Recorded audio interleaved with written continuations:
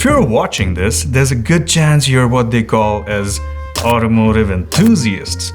Our hobbies include buying things we don't need, obsessing over things that'll never exist, and of course, burning wads of cash to make some of the richest companies in the world even richer. Money, money, money, must be funny. Of course, they'll never make it as good as it could have been. Oftentimes, we get sick of it, sick of crazy prices for parts, deliberately shortened lifespans, bad design, bad engineering. As revenge, of course, we yearn for something simple, elegantly engineered, uncomplicated, and affordable. We yearn for something like the original Land Cruiser or the original Jeep or that sexy the Defender. And because rich yuppies like these things, they're not cheap and they're not basic.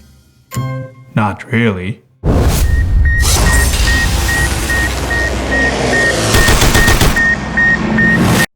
This is basic.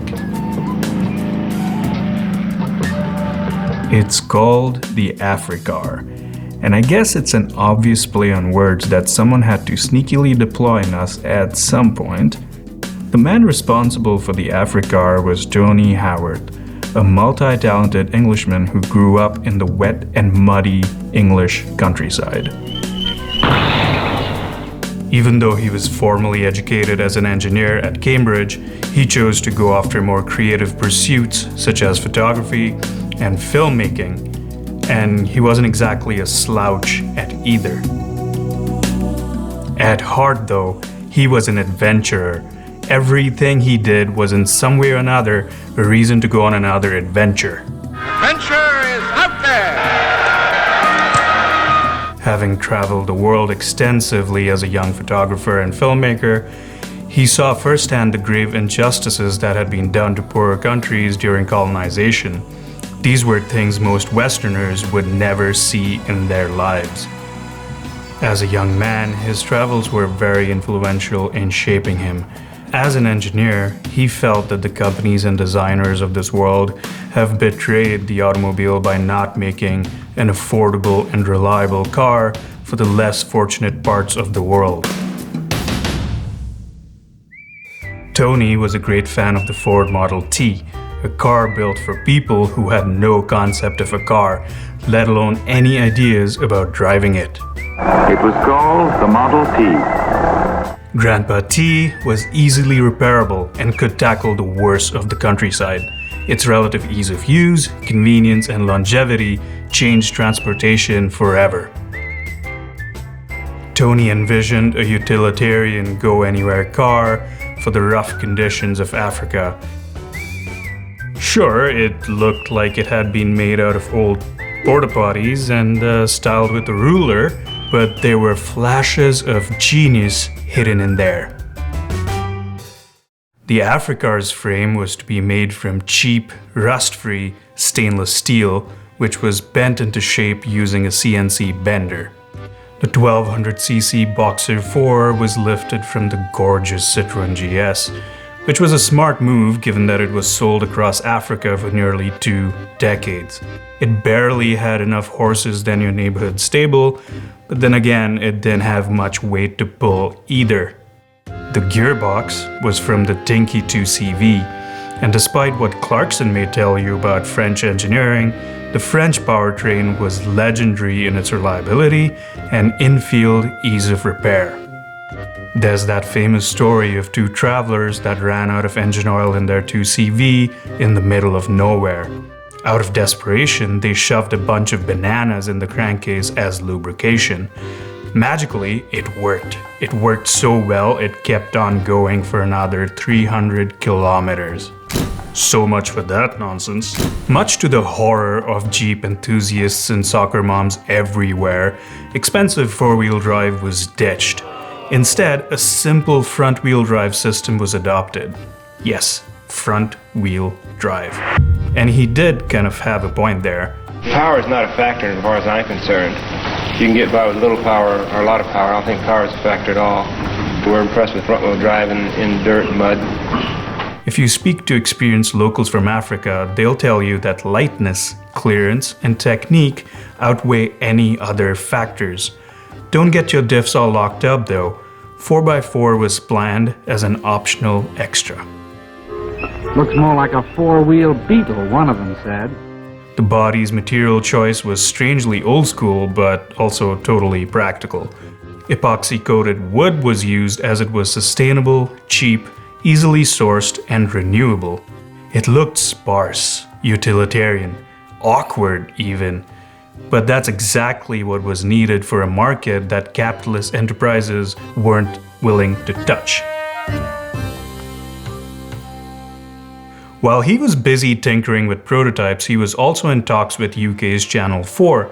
Ignoring his original proposal, the broadcaster instead thought that a photographer struggling with his funny little homemade hippie car would be quite entertaining television. They were super keen on it, but Howard was not. The prototypes were barely developed, and I think Channel 4's approach to the story bugged him.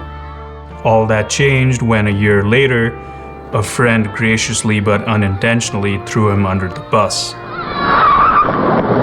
Joey Adams, you could have been killed. An article he wrote about the AfriCar in an African publication garnered a lot of attention.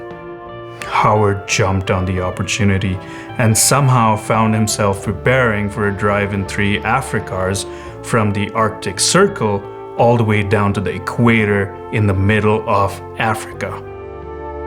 3 cars were hastily put together: an SUV, a pickup, and my personal favorite, the 6-wheel AfriCar, probably the only front-wheel drive 6-wheel car ever made.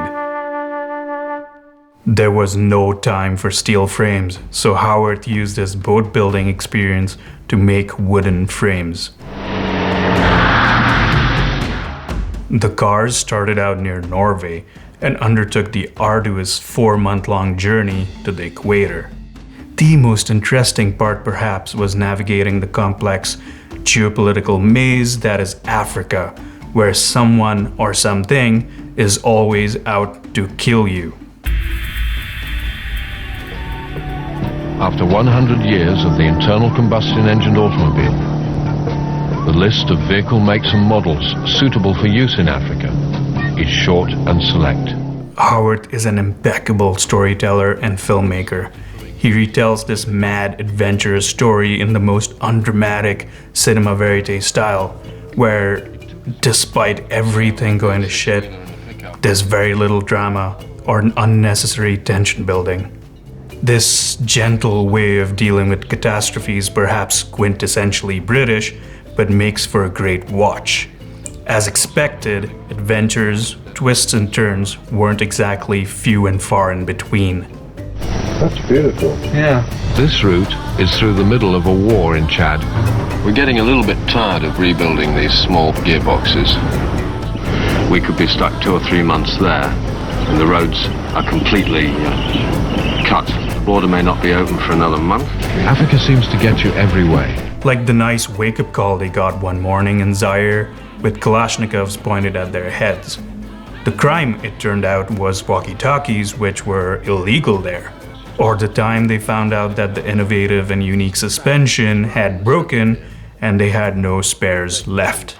Or the many times the gearbox shredded itself to bits in the arduous sands of Africa. Getting lost while no one in the world knows where we are. Oh, and they had very little money. Making do with what can be found in the Sahel and what we can afford. Thankfully, Tony could at least rely on his crew. We lost our mechanic who didn't like the desert in the Sahara. And the person charged with looking after visas, permissions and travel arrangements left us in Niamey. Africa is brutal, and it was way more brutal in the 80s than it is now. We're talking some of the gnarliest sand dunes in Africa and muddy highways that regularly swallowed up whole trucks.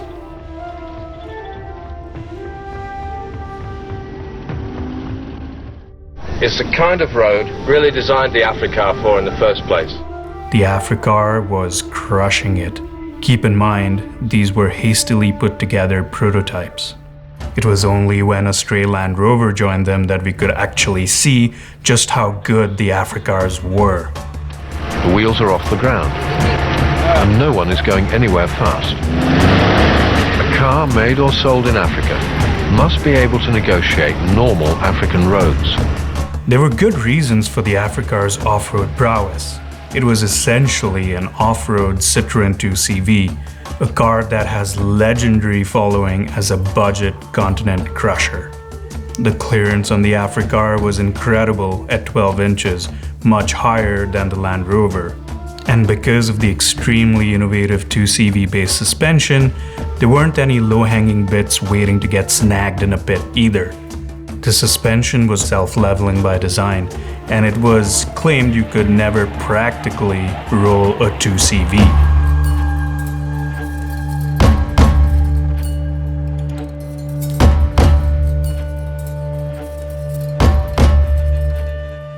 Despite being comfortable as hell, the design worked like a charm on the road and off it. The underside was flat, so like a duck, it would belly slide across obstacles. Was the fact that in two-wheel drive only, none of the AfriCars got stuck once on the road at any time during the trip. It worked so well that with a bit of ingenuity in roadside fixes, The gearbox has been stuck back together with black mastic and a steel strap to hold it. and some small mishaps along the way, they were rapidly closing in on their finish line. So fast, in fact, that they had to leave Britain's slow sweetheart behind. It seemed impossible, and every single factor was against them. But somehow, with the power of sheer will and thinking on one's feet, they were proving that the AfriCar was indeed a worthy machine. The AfriCars have come home.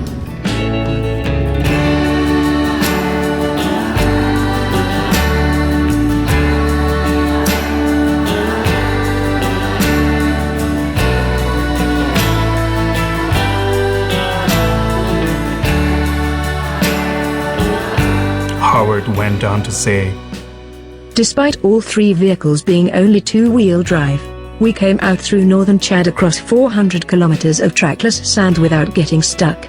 I defy any other vehicle, including 4x4s, to do that." So now for the happy ending, right? Well, as you can probably figure out having never heard of the AfriCar, things didn't quite go as planned. Some investment followed and they started taking deposits, showing a roped-off production car, which was really just a shell with no engine or interior. Much to the frustration of customers who had put down deposits, delivery dates kept being pushed back.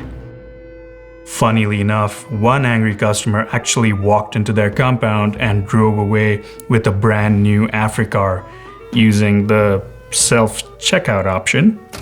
Desperate to keep the dream alive, he tried to take the company public, but failed to be valued at £8 million.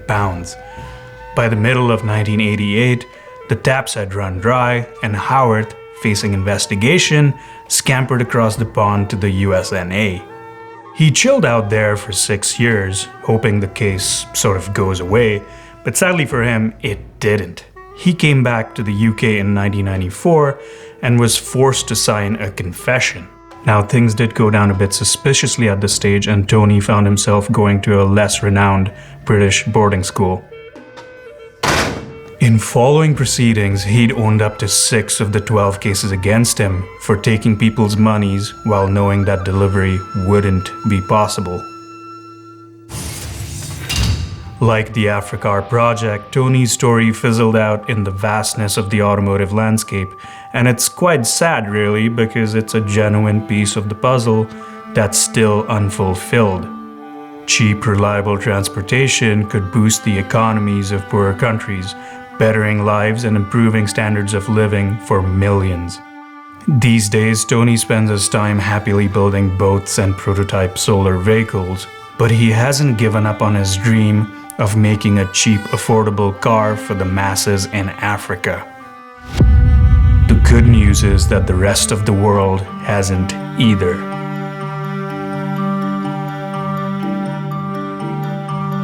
To build a vehicle in Africa, for Africa.